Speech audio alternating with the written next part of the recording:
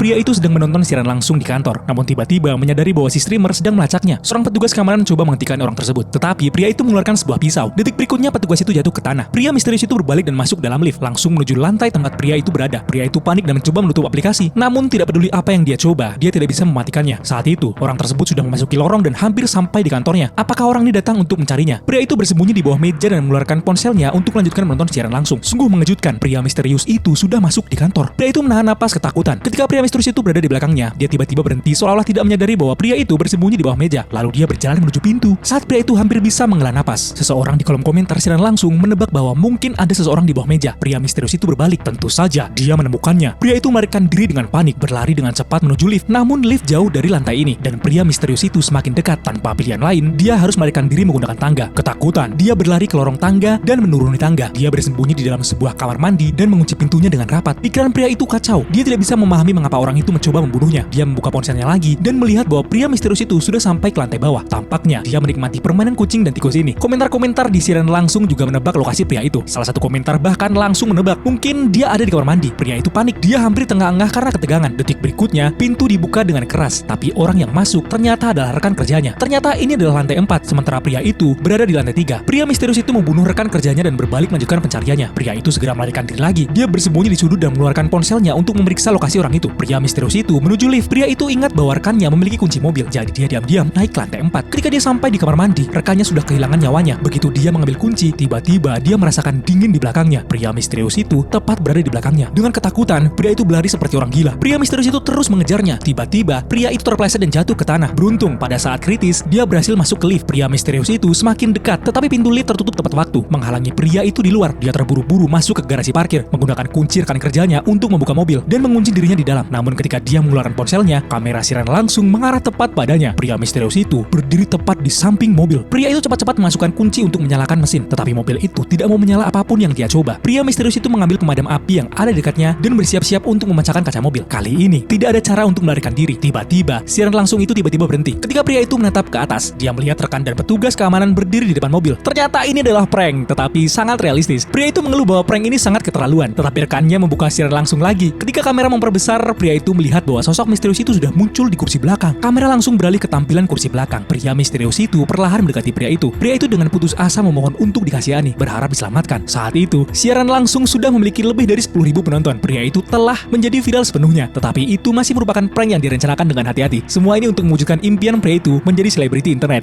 Yeay, bukan beneran.